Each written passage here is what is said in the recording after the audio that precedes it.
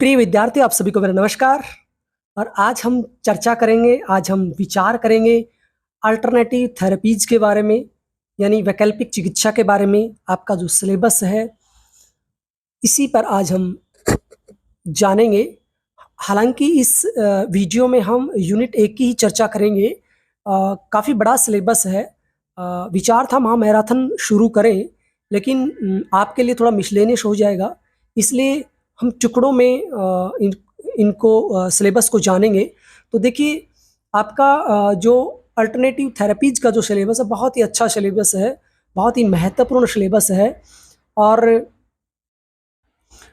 सबसे पहले तो हम इसका meaning, definition and concept of alternative therapies को जानेंगे। फिर इसकी origin, history and development of alternative therapy को जानेंगे। एंड फिर importance and need of alternative therapy को जानेंगे। और फिर general introduction of different kinds of traditional alternative therapies के बारे में हम जानेंगे। तो देखिए, यूनिट जो 1 है, अल्टरनेटिव थेरेपी। तो देखिए, अल्टरनेटिव थेरेपी क्या होती है ना? What is alternative therapy? सबसे पहले ये जान लेते हैं। तो देखिए, अल्टरनेटिव थेरेपी जो है, उसे वैकल्पिक चिकित्सा कहते हैं हिंदी में, और इसे पूरक चिकित्सा भी कहा जाता है। कहीं पर इसे वैकल्पिक चिकित्सा पद्धति भी कहते हैं, कहीं पर इसे समग्र चिकित्सा पद्धति भी कहते हैं, और कहीं पर इसे पारंपरिक चिकित्सा पद्धति भी कहा जाता है, क्योंकि ये हमारी परंपराओं से जुड़ी हुई है। हालांकि ये समग्र चिकित्सा पद्धति है, चारों तरफ से चिकित्सा करती है। पूरक कहा जाता है इसको, क्योंकि ये बहुत ही पुरानी है ना? जो मेन चिकित्सा, उससे पहले ये हम कर सकते हैं, इमरजेंसी में इसको कर सकते हैं, है ना? कभी भी कोई भी चिकित्सा पद्धति का लाभ किसी भी अवस्था में रहते हुए भी उठा सकता है। अच्छा, तो अब हम ये जान लेते हैं। वैसे अगर हम जाने कि पूरक चिकित्सा और वैकल्पिक चिकित्सा दोनों में वैसे अंतर होता है ना? पूरक चिकित्सा और वैकल्पिक चिकित्सा में अंतर होता है। ये देखिए क्या अंतर होता है। आधुनिक चिकित्सा के साथ साथ पारंपरिक चिकित्सा जब दी जाती है, तब वो पूरक चिकित्सा कहलाती है। यानी हम मॉडर्न ट्रीटमेंट भी ले रहे हैं। कई बार नहीं होता है कि आप कोई आपको चोट लग गई है, तो आप कुछ एलोपैथी की दवाइयाँ भी खा रहे होते हैं, है ना? मलहम पट्टी भी कर रहे होते हैं, और साथ में कुछ आप अपने नियमों का पालन भी करते हैं, कुछ एक्यूप्रेशर भी करते हैं, कुछ फिजियोथेरेपी भी कराते हैं ना? आपने खूब देखा होगा, कोई चोट लगी है या कोई ऐसा रोग है जिसमें हम, जैसे डायबिटीज़ है, तो लोग एलोपैथी का सहारा भी ले रहे हैं, साथ में योगाभ्यास भी कर रहे हैं।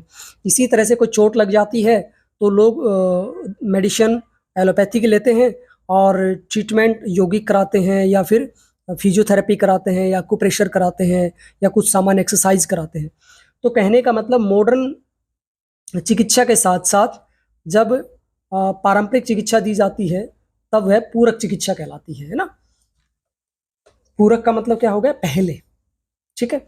और जब रोगी को केवल पारंपरिक चिकित्सा दी जाती है, यानी प्योर वैकल्पिक चिकित्सा दी जाती है, और किसी भी प्रकार की उसमें आधुनिक चिकित्सा पद्धति का सहारा नहीं लिया जाता है, मॉडर्न मेडिकल का सहारा नहीं लिया जाता है, एलोपैथी का सहारा नहीं लिया जाता है, वो सिर्फ डिपेंड होता है किस पे? वैकल्पिक चिकित्सा पे। तब वो क्या कहलाती है? पारंपरिक चिकित्सा कहलाती है। ठीक है, आप समझ गए होंगे वैकल्पिक चिकित्सा और पूरक चिकित्सा में अंतर। तो पूरक चिकित्सा क्या होती है?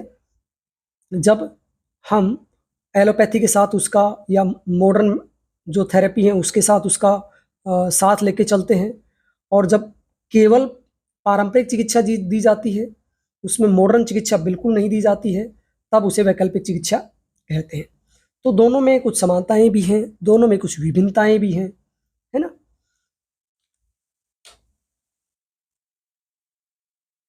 तो जो भी पारंपरिक चिकित्सा पद्धतियां हैं, जो प्राण ऊर्जा के सिद्धांत पर मुख्य रूप से कार्य करती हैं, जितनी भी पारंपरिक या वैकल्पिक चिकित्सा पद्धतियां हैं या अल्टरनेटिव थेरेपीज हैं, उनका जो बेस है, उनका जो आधार है, उनका जो रूट है, उनका जो मूल है, उनका जो मुख्य कार्य है, वो क्या है? प्राण ऊर्जा के सिद्धांत पर वो कार्य करती है ना? प्राण ऊर्जा के सिद्धांत पर कार्य करती है। यानी इस चिकित्सा पद्धति में माना जाता है कि ऊर्जा के असंतुलन से रोग उत्पन्न होते हैं। ऊर्जा जब शरीर में एनर्जी इम्बैलेंस होती है तभी शरीर में कोई ना कोई डिजीज आती है, कोई ना कोई रोग आता है, कोई ना कोई बीमारी आती है। और सबसे पहले शरीर में जो लक्षण प्रकट होते हैं सूक्ष्म शरीर पर दिखाई देने लगते हैं। पहले आभास नहीं हो जाता कि हाँ शायद मैं बीमार होऊंगा, मुझे लगता है हल्का हल्का मुझे पेट दर्द हो रहा है, मुझे सर दर्द हो रहा है, मुझे यहाँ थोड़ा अच्छा फील नहीं हो रहा है ना। तो ये सब क्या है? क्योंकि हमारा शरीर जो है वो 3 प्रकार का होता है मुख्य रूप से, स्थूल शरीर, सूक्ष्म शरीर और तीसरा कारण शरीर। तो सूक्ष्म शरीर जो होता है वो दिखाई नहीं देता है। स्थूल शरीर हमारा पंच तत्वों से बना है, हाथ पैर नाक कान जीवा त्वचा सब दिखता है, लेकिन सूक्ष्म शरीर दिखाई नहीं देता है। तो जो एनर्जी है वो इम्बैलेंस जो होती है और उसके जब लक्षण प्रकट होते हैं पहले सूक्ष्म शरीर में होते हैं, जिसे ऊर्जा शरीर भी कहते हैं, उसी में वो लक्षण दिखाई देते हैं।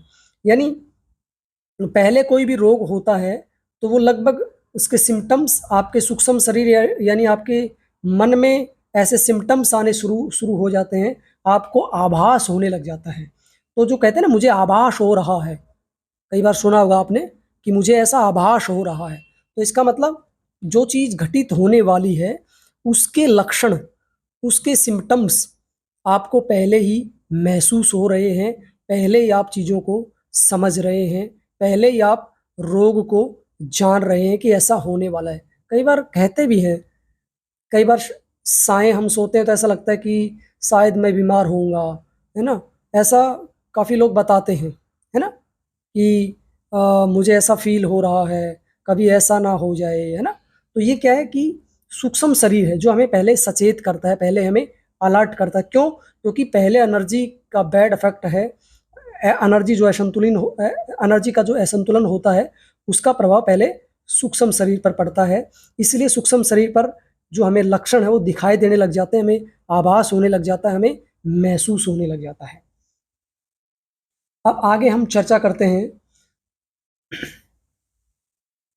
कि ये तो हमने सामान्य बातें जानी कि अल्टरनेट थेरेपी होती क्या है ना, उसका इंट्रोडक्शन हमने जाना, जनरल इंट्रोडक्शन, और उसका कंसेप्ट हमने जाना, किस कंसेप्ट पे ये कार्य करती है, यानी ऊर्जा पर ये कार्य करती है। इसका जो मेन कंसेप्ट है वो एनर्जी है, और एनर्जी में जब असंतुलन होता है और उसका प्रभाव सीधा सूक्ष्म शरीर पर पड़ता है और सूक्ष्म शरीर में उसके लक्षण दिखाई देते हैं, यानी पूर्वाभास हो जाता है, और फिर उसके बाद या ऊर्जा शरीर में दिखाई देते हैं। सूक्ष्म शरीर या ऊर्जा शरीर एक ही बात है। फिर उसके लक्षण हमारे स्थूल शरीर पर दिखाई देने लगते हैं, है ना। तो तब हमें पता चलता है कि कोई रोग हो गया है। तो ये जो चिकित्सा पद्धति है ये ऊर्जा के सिद्धांत पर कार्य करती है। तो ये इसका मेन कंसेप्ट है। तो देखिए इसका ओरिजिन और हिस्ट्री की बात मैं करूं तो इसकी उत्पत्ति, तो देखिए अलग अलग चिकित्सा पद्धतियां हैं, इसमें काफ़ी हम चर्चा करेंगे। उन सब की उत्पत्ति अलग अलग समय पर हुई है। कुछ वैकल्पिक चिकित्सा है जो हमारे जन्मजात हमारे साथ जुड़ी हुई है ना, यानी नेचुरोपैथी है। जब से मनुष्य का प्रादुर्भाव है, जब से मनुष्य का जन्म हुआ है तभी से वो साथ है। मनुष्य खिलखिला के हंसता है तभी से वो साथ है। मनुष्य नृत्य करता है, नाच गाना करता है, संगीत करता है ना, भजन गाते हैं, और भजन कीर्तन ये सब शुरुआत से ही जुड़े हुए हैं, व्यक्ति के जन्म के साथ ही जुड़े हुए हैं, है ना। जब व्यक्ति का जन्म होता है तभी से चीज़ें साथ हैं। अगर इसके ऐतिहासिक परिप्रेक्ष्य की हम बात करें तो देखिए जो वैकल्पिक चिकित्सा है, हालांकि इसको वैकल्पिक चिकित्सा कहते हैं लेकिन है ये मेन चिकित्सा, क्योंकि जो चिकित्सा हमारे जन्म से साथ जुड़ी हुई है और जिसका बहुत ही पॉजिटिव प्रभाव है, बहुत ही सकारात्मक जिसके रिजल्ट हैं, बहुत ही यूनिक जिसके रिजल्ट हैं, जो जो बहुत ही अफेक्टिव है, जो बहुत ही उपयोगी है, वर्तमान के परिदृश्य में। और बल्कि ऐसी चिकित्सा पद्धति है जो होलिस्टिक है, यानी पूरे शरीर पर काम करती है, मन पर भी काम करती है, आत्मा पर भी काम करती है, भावनाओं पर भी काम करती है। फिर भी हम इसको वैकल्पिक क्यों कहते हैं? क्योंकि वर्तमान में वर्चस्व जो बढ़ा है वो मॉडर्न मेडिकल साइंस का बढ़ गया है, एलोपैथी का ज़्यादा बढ़ गया है। तो दूसरी जैसे आयुर्वेद है ना, इसके अतिरिक्त हम बात करें एलोपैथी है, या दूसरी जो पैथियाँ हैं जितनी भी काफ़ी जो 4-5 फेमस पैथी हैं उनको मॉडर्न पैथी कहा जाता है, या मॉडर्न आधुनिक चिकित्सा कहा जाता है, और ये परंपरागत है, पारंपरिक है, इसलिए इन्हें वैकल्पिक चिकित्सा कहा जाता है।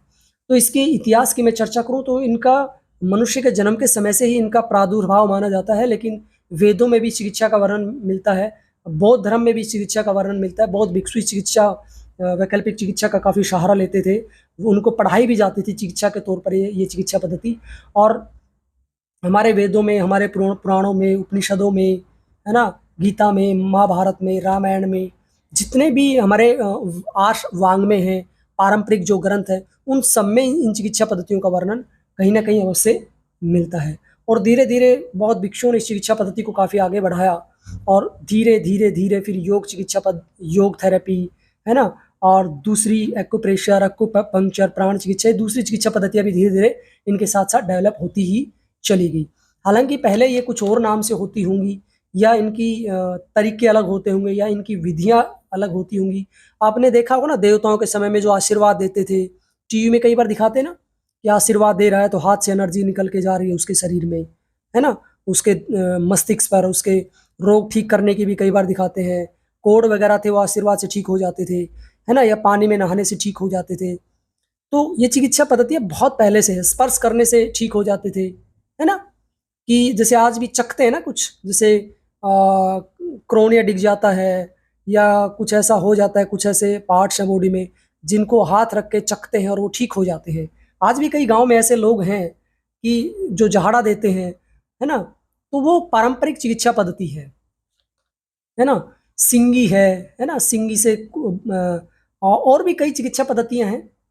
सिंगी में वो हल्का सा ब्लड सा निकाला जाता है ना, तो उससे पैरों पैरों की झंझनाहट और जोड़ों में दर्द ठीक हो जाता है। तो ऐसी बहुत पारंपरिक चिकित्सा पद्धतियां बहुत बहुत ज़्यादा है।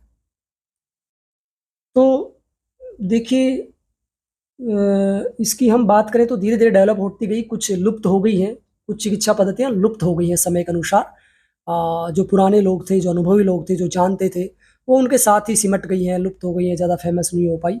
लेकिन देश और दुनिया में आज भी अनेकों चिकित्सा पद्धतियाँ, अल्टरनेट चिकित्सा पद्धतियाँ बहुत ही बहुतायत मात्रा में जीवित हैं, जो अलग अलग क्षेत्र में, अलग अलग राज्यों में, अलग अलग गाँव में अलग अलग प्रकार से उनका उपचार किया जाता है। आज मैं बता रहा ना कि पत्थरी भी निकालने के लिए झाड़ा देते हैं, उससे निकलती है, लोगों ने देखा है। उन्होंने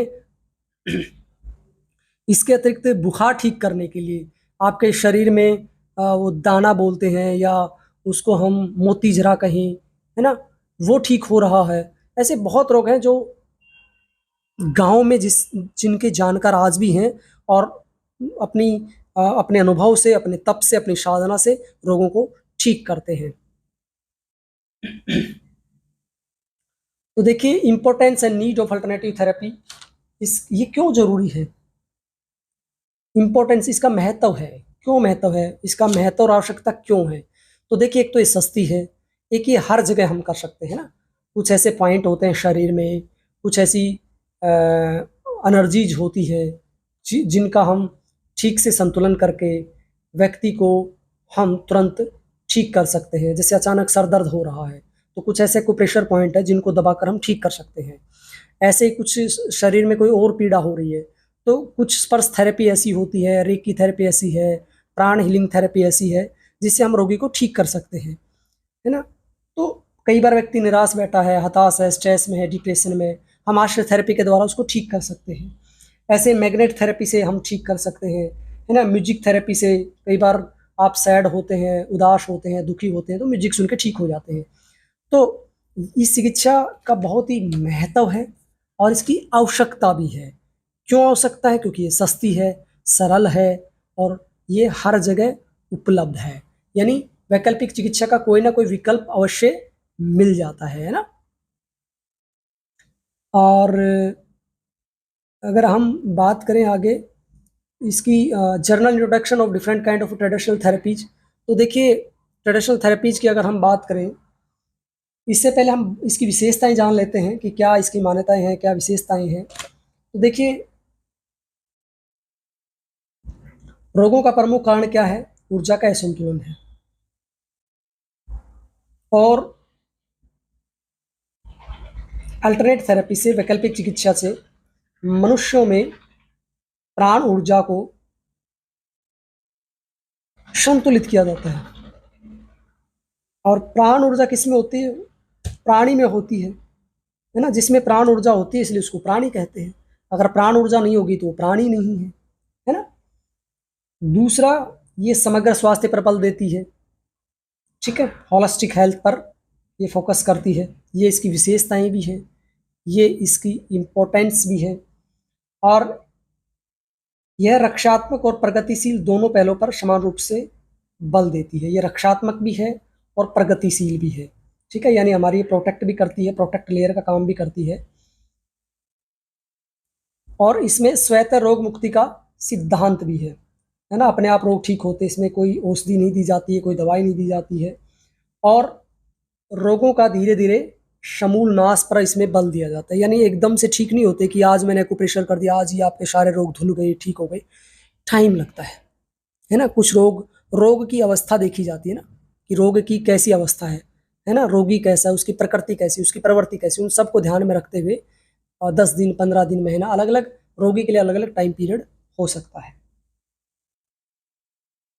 और देखिए, पूरी दुनिया में अनेक वैकल्पिक चिकित्सा पद्धतियाँ हैं, अल्टरनेटिव थेरेपी है, लेकिन जो प्रमुख प्रचलित है वो कौन सी है ना?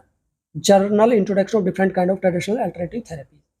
तो देखिए, एक्यूप्रेशर बहुत पुरानी है, बहुत प्रसिद्ध है, बहुत फेमस है और पूरी दुनिया में ये प्रचलित है और इसके रिजल्ट भी अच्छे हैं। ऐसे ही एक्यूपंक्चर है ना। तो एक्यूप्रेशर का हम अलग वीडियो में जानेंगे विस्तार से। तो एक्यूपंक्चर चाइना में काफ़ी प्रसिद्ध है। छोटी छोटी निडल्स होती है, सुई होती है, उनसे इनमें ज़्यादा बारीक पॉइंट होता है। एक्यूप्रेशर में ज़्यादा बड़े पॉइंट होते हैं, लेकिन एक्यूपंक्चर में और भी ज़्यादा बारीक पॉइंट होते हैं। और अगला है म्यूजिक। देखिए, म्यूजिक थेरेपी भी बहुत ही अच्छी होती है, आपने सुना होगा। म्यूजिक तो बहुत ही अच्छे थे पहले, जो भजनों की तरह होते थे, जो जिनको एक एक शब्द सुनने लायक होता था। और कई बार व्यक्ति उदास होता है, दुखी होता है, तो म्यूजिक सुन के ठीक हो जाता है। आपने सुना होगा ना, गरीबों की सुनो वो सभी की सुनेगा, तुम 1 पैसा दोगे वो 10 लाख देगा, गरीबों की सुनो, है ना। तो इसका मतलब क्या है कि आप अपने आप को ईश्वर को समर्पित कर दो, है ना। तुम भगवान पे विश्वास करोगे तो जरूर वो तुम पे विश्वास करेगा, वो तुम्हारी भी सुनेगा। और आपने सुना होगा रेकी, है ना। रेकी बहुत इंपॉर्टेंट है, इसकी भी हम अलग से चर्चा करेंगे। अरोमा थेरेपी यानी सुगंध जो होती है, देखा होगा ना, व्यक्ति जब दुखी, उदास, परेशान होता है, मन विच्छिन्न होता है, छिन्न भिन्न होता है, तब व्यक्ति कहाँ जाता है? व्यक्ति बाग बगीचे में जाता है, पेड़ पौधों के बीच में जाता है ना, उनकी खुशबू लेना चाहता है। तो खुशबू से भी कई तरह के मानसिक रोगों का इलाज किया जाता है। लोग घूमने जाते हैं, कहाँ जाते हैं? पहाड़ों में जाते हैं, जंगलों में जाते हैं, पर्वतों पे जाते हैं, नदी के झरनों के पास जाते हैं, है ना। वहाँ पर सुकून मिलता है, वहाँ पर आनंद मिलता है ना। एक सॉन्ग है पुराना, ये जरूर सुनना।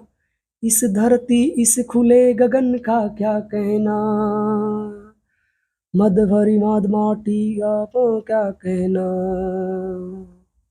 है ना। इस धरती इस खुले गगन का क्या कहना, इंपॉर्टेंट सॉन्ग है, बहुत अच्छा है। ये प्रकृति के ऊपर ही है, इसलिए मैंने आप लोगों को बताया है। इसके अलावा हीलियोथेरेपी या सन थेरेपी, सूर्य चिकित्सा, देखा हुआ आपने, फॉरेन में लोग समुद्रों के किनारे पर नंगे शरीर लेटे रहते हैं, मेल फीमेल सभी। क्यों लेटते हैं? क्योंकि वहाँ पर सूर्य कम निकलता है और वो विटामिन डी लेना चाहते हैं। तो कहते हैं जिन देशों में सूर्य लेट निकलता है या कम निकलता है, वहाँ पर सुसाइड ज़्यादा होते हैं। जिन देशों में सूर्य अधिक निकलता है, वहाँ पर विटामिन डी की कमी भी कम होती है और चर्म रोग होने की संभावना भी कम होती है। ये प्राकृतिक चिकित्सा का महत्वपूर्ण तत्व है, सन थेरेपी। इसके अतिरिक्त मैग्नेट चुंबक चिकित्सा भी बहुत अच्छी है ना। ये भी अवरोध जो होते हैं नाव्स के, उनको ठीक करती है और जो अवरोध हैं उनको बाहर निकालने का कार्य भी मैग्नेट थेरेपी करती है। ये भी काफ़ी उपयोगी है। ऐसे ही मंत्र चांटिंग हीलिंग होती है ना, मंत्र चांट्स करते हैं, तो मंत्र भी बहुत ही उपयोगी होते हैं। मंत्रों से भी बहुत ही प्रभाव पड़ता है शरीर के ऊपर, जैसे गायत्री मंत्र है ना। कुछ मंत्र ऐसे हैं जिनसे अपने आप ही आपके प्राणायाम हो जाते हैं, अनुलोम विलोम हो जाता है किसी मंत्र से, किसी से नाड़ी शोधन प्राणायाम हो जाता है, किसी से आपका कपालभाति हो जाता है। तो संस्कृत के जो शब्द हैं, सूत्र हैं, उनका प्रभाव और वो मंत्र रूप में होते हैं, बड़ा अच्छा प्रभाव पड़ता है ना। तो मंत्र आपके एक एक नाव, एक एक नाड़ी को खोल देते हैं, ऊर्जा का प्रवाह ठीक कर देते हैं, है ना। मंत्र का अर्थ भी होता है ना, मननात् त्रायतीति मंत्र, जिसके उच्चारण से, जिनके मनन से आपको रोगों से, आपकी समस्याओं से आपको मुक्ति मिले, वो मंत्र है। आगे है सेल्फ स्टडी, यानी स्वाध्याय चिकित्सा होती है, सेल्फ स्टडी थेरेपी होती है ना। और सेल्फ स्टडी थेरेपी मतलब अच्छे ग्रंथों का अध्ययन करना या स्वयं का अध्ययन करना ही स्वाध्याय है। तो ऐसा अध्ययन अगर हम करते हैं तो डेफिनेटली वो थेरेपी का ही काम करता है। स्वाभाविक है, कई बार आप अच्छा साहित्य पढ़ते हैं तो मन अच्छा होता है और आपके रोग ठीक हो जाते हैं। बुरा साहित्य पढ़ते हैं तो मन भी बुरा हो जाता है। कई बार नहीं देखते हम कि व्हाट्सएप पे यार मैंने मैसेज बहुत अच्छे देखे, मन खुश हो गया, और कोई व्हाट्सएप पे बुरा मैसेज आ जाए तो मन खराब हो जाता है। तो वो पढ़ना ही तो होगा ना, स्वाध्याय होगा ना एक किस्म से, कि आपने उन चीज़ों को पढ़ा, आपको बुरा लगा। आपने कई बार हम नहीं कहते कि यार अखबार में ना सुबह सुबह सारी नेगेटिव खबरें हैं, आपने पढ़ा, उनका प्रभाव आपके ऊपर पड़ा। आपने भास्कर ने मुहिम भी चला रखे ना, मंडे नो नेगेटिव न्यूज, यानी सोमवार को कोई नेगेटिव न्यूज नहीं रहेगी क्योंकि छुट्टी के दिन का बाद है, पॉजिटिव, है ना। तो इनका प्रभाव पड़ता है। एक पिरामिड चिकित्सा पद्धति होती है, ये भी काफ़ी फेमस है। पिरामिड्स का अलग अलग प्रभाव पड़ता है। ऐसे प्रेयर होती है, प्रार्थना होती है ना। प्रेयर, प्रार्थना, मंत्र, ये इनका प्रभाव बहुत पड़ता है शरीर पर। जब आप करते हैं तभी आपको लाभ मिलता है। कहते हैं ना, नहीं रहा असर दुआओं में क्योंकि खोट आया हमारी आत्माओं में। पहले लोग दुआओं से ठीक हो जाते थे, दवा की जरूरत नहीं पड़ती थी। आज लोग ना दवा से ठीक होते हैं, ना दुआओं से ठीक होते हैं, क्योंकि ना दवाओं को भाव से बनाया जाता है, ना दुआएं तो कोई देता है ना। आप खाना बनाते हैं, उसका प्रभाव भी, खाने का प्रभाव भी आपके, उसकी जो बनाने वाला है उसकी भावनाएं जो है उनका प्रभाव भी आपके ऊपर पड़ता है, उनकी इमोशंस का भी आपके ऊपर प्रभाव पड़ता है। ऐसे ही प्रेयर थेरेपी की बात करें तो उसके बाद योग थेरेपी तो होती ही है, आसन, प्राणायाम, मुद्रा, बंद, ध्यान, षटक्रम। योग थेरेपी भी काफ़ी अप्रोड है, काफ़ी बड़ी है। आगे हम बात करें लाफ्टर थेरेपी, हास्य चिकित्सा। आप बताना मुझे हास्य दिवस कब गया है, एक वीडियो में मैंने बताया भी था कब मनाया जाता है हास्य दिवस, आप जरूर बताना मुझे। आपने सुना होगा ना, अगर दिल खोल कर हंस लिए होते यारों के संग, तो आज दिल खोलना नहीं पड़ता औजारों के संग। लाफ्टर थेरेपी बहुत ही बड़ी थेरेपी है, बहुत बड़ी चिकित्सा है, कई रोगों का समूल नाश कर देती है ना। जो हंसेगा वो बीमारियों में नहीं फंसेगा, है ना। 100 दर्दों की एक दवा है हास्य थेरेपी, बहुत जबरदस्त चिकित्सा पद्धति है, और जिसे लाफ्टर थेरेपी भी कहते हैं। और इसके बाद यज्ञ चिकित्सा भी बहुत ही अच्छी है, प्रमाणित है, वेदों में इसका वर्णन मिलता है। और स्वामी दयानंद जी और शंकराचार्य जी सभी इस परंपरा से, जो वैदिक परंपरा से जुड़े हुए हैं, सभी यज्ञ की महिमा को जानते हैं। यज्ञ को सर्वश्रेष्ठ कर्म कहा है, और यज्ञ से मतलब रोग भी ठीक होते हैं, एनवायरनमेंट भी ठीक होता है ना। ऐसे नेचुरोपैथी जो पंच तत्वों पर आधारित होती है, पंच तत्वों को मानकर चिकित्सा की जाती है, वो नेचुरोपैथी या प्राकृतिक चिकित्सा भी बहुत उपयोगी, अलग वीडियो में हम जानेंगे। ऐसे व्यवहार थेरेपी जो बिहेवियर थेरेपी होती है वो भी बड़ी इंपॉर्टेंट होती है। ऐसे नृत्य थेरेपी बहुत इंपॉर्टेंट होती है, बहुत उपयोगी है। आहार थेरेपी, डाइट थेरेपी का भी आजकल प्रचलन बढ़ा है, क्योंकि लोगों को खाने का ही नहीं पता, क्या खाना है क्या नहीं खाना है, कैसी उनकी प्रकृति है शरीर की। तो आहार चिकित्सा भी अपने आप में बहुत बड़ी थेरेपी है, क्योंकि आहार का भी हमारे शरीर पर ही नहीं, सूक्ष्म मन पर भी हमारा प्रभाव पड़ता है। और देखिए, आगे हम बात करें आहार चिकित्सा के बाद स्वय संकेत, ऑटो सजेशन, यानी कई बार होता है ना, योग निद्रा कराते हैं या परीक्षा ध्यान कराते हैं, तो इनमें कई बार ऑटो सजेशन दिया जाता है ना, स्वय सुझाव, कि अब मेरा पैर का अंगूठा रिलैक्स हो रहा है, अब मेरे हाथ हाथ रिलैक्स हो रहे हैं, अब मेरा हृदय रिलैक्स हो रहा है। तो स्वयं सुझाव देकर भी हम अपने रोगों को ठीक कर सकते हैं। कई बार नहीं होता, आप अकेले जा रहे हैं अंधेरे में, रात का समय है और आपको डर लग रहा है ना, जंगल से गुजर रहे हैं, तब क्या होगा। एक गाना भी है ना, हम तुम एक जंगल से गुजरे, सामने से एक शेर आ जाए, ऐसा हो तो क्या हो। अब बताना कौन सा सॉन्ग है, कमेंट बॉक्स में लिख के बताना। ऐसा हो तो क्या होगा, तो हीरोइन कहती है कि मैं शेर से कह दूं आपको छोड़ दे और मुझे खा जाए। ये है समर्पण, ये है डेडिकेशन कि आपको छोड़ दे मुझे खा जाए। तो देखिए ऐसी स्थिति में फाइट एंड फ्लाइट हार्मोन काम करता है, या तो आप लड़ेंगे या भागेंगे, है ना। तो देखिए ऑटो सजेशंस यानी आप जब अकेले जंगल से गुजर रहे होते हैं या कैसी ऐसी परिस्थितियों से गुजर रहे होते हैं, या कई बार आप अकेले कमरे पे रहते हैं या घर में रहते हैं, आपको अकेलापन महसूस होता है, तब आप ऑटो सजेशन देते हैं खुद ही। तो ऑटो सजेशंस दो देता है, अरे कुछ नहीं होगा, हमारे योग में ऐसा पढ़ाया जाता है, ऐसा कुछ नहीं होता है, भूत प्रेत कुछ नहीं होते हैं, ऐसा नहीं होता है। आप बार बार अपने आप को मोटिवेट करते हैं, अपने आप को सुझाव देते हैं, और धीरे धीरे धीरे धीरे फिर आपका मन उन चीज़ों को समझने लग जाता है। फिर आगे स्वयं उत्तर चिकित्सा, यानी अपने यूरिन से, आपने सुना होगा ना, गोमूत्र पिया जाता है, बच्चों का यूरिन पिया जाता है कफ खांसी जुकाम आदि में, तो ये भी इसी का ही एक पार्ट है। तो ऐसे ये काफ़ी ट्रीटमेंट्स हैं, और भी बहुत थेरेपीज हैं। अगर मैं बात करूं, जैसे घंटी बजाना, है ना, साउंड हीलिंग भी होती है, बहुत फेमस हो रही है आजकल साउंड हीलिंग। शंख बजाना, शंख बजाने से भी कई तरह की नेगेटिव एनर्जी दूर चली जाती है और बहुत पॉजिटिव माहौल पैदा होता है। ताली बजाना, ताली बजाना भी बहुत उपयोगी है ना। एक ताली 100 रोगों की दवा निराली, है ना, बहुत उपयोगी है। तो ऐसे विश्वास चिकित्सा है ना, बिलीफ थेरेपी भी कहते हैं जिसे, बहुत इंपॉर्टेंट है। तो ऐसे अनेक चिकित्सा पद्धतियां हैं जो बहुत ही उपयोगी हैं, बहुत ही महत्वपूर्ण हैं। तो ये चिकित्सा पद्धतियां विश्वास पर आधारित है ना, उम्मीद और विश्वास पर ही ये दुनिया कायम है। ठीक है, इंसान ही वो परिंदा है जो उम्मीदों से घायल और उम्मीदों पर जिंदा है। तो ये जो चिकित्सा पद्धति है, ये विश्वास, आस्था, श्रद्धा, समर्पण पर आधारित है। एक भजन भी है ना, श्रद्धा समर्पण अगर दिल में हो प्यारे, तो मोहित भगत के दिल में भगवान खुद हारे, भगवान खुद हारे। तो हमारे तो पल पल कहा गया है कि प्रेम सभी से करो, विश्वास कुछ पर करो, लेकिन बुरा किसी का मत करो। ऐसी वाणी बोलिए मन का आपा खोए, औरों को शीतल करे आपू शीतल हो। कि मीठे बोल बोलने से ठीक हो जाते ना। सुना होगा ना आपने हरियाणवी सॉन्ग, बोल तेरे मीठे मीठे बात साची लागे। तो बोल मीठे मीठे लगते क्योंकि आपका उन पे विश्वास है, आपकी श्रद्धा है। ये भी श्रद्धा है, विश्वास है, और उनके बोल भी मीठे हैं। तो जब दोनों तरह से ये सिचुएशन होती है, तो आपके रोग स्वतः ही दूर चले जाते हैं, आपकी थकान स्वतः ही दूर चली जाती है, आप आनंदित हो जाते हैं। ये भी एक चिकित्सा है।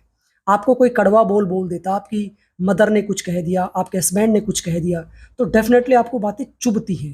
कहते हैं ना कि तलवार के घाव से गहरा घाव बोली का घाव होता है।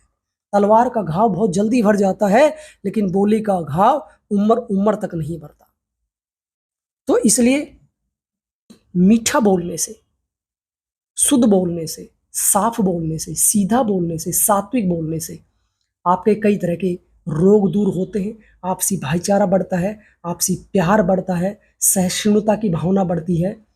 और इससे आजकल अकेले परिवार रहने से बच्चे बोर हो गए हैं, स्ट्रेस में जाने लग गए हैं ना। आजकल संयुक्त परिवार नहीं है, संयुक्त परिवार में किसी को स्ट्रेस नहीं होता था, किसी को डिप्रेशन नहीं होता था, किसी को एंजाइटी नहीं होती थी। जो जो सिंगल फैमिली बने हैं, एंजाइटी, डिप्रेशन, स्ट्रेस, पता नहीं कौन कौन सी बीमारियां पैदा हो गई। और एकल परिवार में भी व्यक्ति अकेला होता जा रहा है। हमने किसी समय कविता पढ़ी थी, शायद रामधारी सिंह दिनकर की हो, कंफर्म नहीं है। आदमी का अनुपात उस कविता का नाम था। क्यों बताता है कि ब्रह्मांड, ब्रह्मांड में भी कई ब्रह्मांड, फिर उसमें कई आसमान, फिर आकाश गंगाएं, है ना, जैसे हमारे आकाश गंगा मिल्की वे है। फिर आकाश गंगाओं में भी फिर क्या कई ग्रह, कई ग्रहों में भी हमारा ग्रह पृथ्वी, पृथ्वी ग्रह में भी क्या कई देश, कई महाद्वीप, कई महाद्वीपों में भी कई देश, कई देशों में भी कई राज्य, कई राज्यों में कई जिले, कई जिलों में कई खंड ब्लॉक, और कई खंड ब्लॉक में क्या कई गांव, तहसील गांव, फिर गांव में भी क्या मोहल्ले, मोहल्ले में भी क्या घर। और फिर लास्ट में वो कहता है कि आदमी का इतना अनुपात है कि घर में क्या कमरा और कमरे में भी दो दुनिया रचाता है, यानी कमरे में भी व्यक्ति दीवार कर लेता है, पर्दा डाल देता है कि तू इधर मैं इधर। इतना सा है आदमी का अनुपात, यानी कमरे में भी नई दुनिया रचा देता है कि कमरे के भी दो पार्टीशन कर देता है, एक तेरा एक इधर मेरा। तो ये है ना, ना तेरा ना मेरा, जो है वो सबका है। श्वासों का क्या भरोसा, रुक जाए कब कहाँ पर, प्रभु का नाम तू जप ले, कल का नहीं भरोसा यहाँ पर। इसमें आगे कहता है, ना सता कभी किसी को, ना जाने तेरा ऐसा हाल हो जाए, है ना। तो ऐसे भजन सुनने से भी मोटिवेशन मिलता है, आपको आनंद की अनुभूति होती है ना। तो एक धर्मेंद्र का सॉन्ग भी है, वो कहते हैं, नजर वो जो दुश्मन पे भी मेहरबान हो, नजर वो जो दुश्मन पे भी मेहरबान हो, जुबां वो जो एक प्यार की दास्ता हो, जुबां वो जो एक प्यार की दास्ता हो। किसी ने कहा है मेरे दोस्तों, किसी ने कहा है मेरे दोस्तों, बुरा मत सुनो, बुरा मत देखो, बुरा मत कहो, बुरी है बुराई मेरे दोस्तों, बुरी है बुराई मेरे दोस्तों। देखो यहाँ पर भी ये चिकित्सा की बात हो रही है, थेरेपी की बात हो रही है कि आपकी जो नज़र है वो ऐसी हो जो दुश्मन पे भी मेहरबान हो, यानी ये करुणा की बात कर रहा है ना। महर्षि पतंजलि जी करते ना, चित्त प्रसन्न कब रहेगा, ये बहुत इंपॉर्टेंट बात है यहाँ पर। मैत्री करुणा करुणा मुदिता उपेक्षणम, तो यहाँ पर करुणा की बात कर रहा है। नजर वो जो दुश्मन पे भी मेहरबान हो, यानी दुश्मन को भी माफ करने की क्षमता रखे, है ना। दुश्मन को भी माफ करने की क्षमता रखे, ऐसी आपकी नजरें हो, और आपकी जुबां ऐसी हो जो प्यार की दास्तां हो, जो हमेशा मीठा बोले, पवित्र बोले, दिव्य बोले, है ना। आपकी वाणी से जो शब्द निकले वो बहुत ही पवित्र हो, बहुत ही दिव्य हो, किसी को कष्ट या पीड़ा पहुंचाने वाले शब्द ना हो। और बुरा मत देखो, आप बुरा देखो ही मत, आप बीमार ही नहीं होंगे।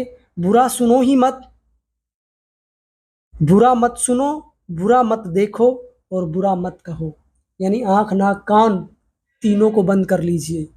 किस लिए? बुराई से बचने के लिए। बापू के 3 बंदर, है ना, ज्ञान योग, कर्म योग और भक्ति योग। डेफिनेटली आपकी जो योग तरई है वो सिद्ध हो जाती है, आपको पूरा लाभ चिकित्सा का मिल जाता है। तो यहाँ पर मित्रता की बात भी की है ना, क्योंकि दुश्मन पे जो आपकी नज़र है वो मेहरबान हो, तो यहाँ पर मित्रता की बात की है, करुणा की बात की है ना, और मुदिता प्रसन्नता की बात की है, और उपेक्षा। उपेक्षा किसकी? जो बुरी चीज़ है उनको मत देखो, बुरा मत बोलो, बुरा मत सुनो, ये उपेक्षा है। तो सुनना ये सुनना, आप ये पूरा आपके मैत्री करुणा मुदिता उपेक्षा पर है। और आपका चित्त मेन टारगेट क्या है? हमारा मेन टारगेट वैकल्पिक चिकित्सा पद्धति का होलिस्टिक हेल्थ का, समग्र स्वास्थ्य का है। और समग्र स्वास्थ्य तभी होता है जब आपका चित्त प्रसन्न होता है, और चित्त प्रसन्न तभी होता है जब आपका शरीर और मन ठीक है।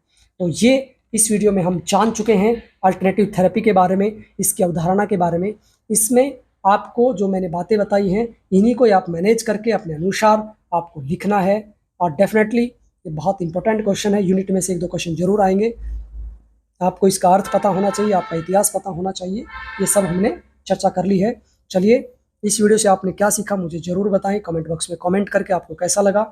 और अगले वीडियो हम किस यूनिट पर पहले बनाई वो भी आप हमें बताएं। तो आज के लिए इतना ही, आगे फिर हम चर्चा करेंगे।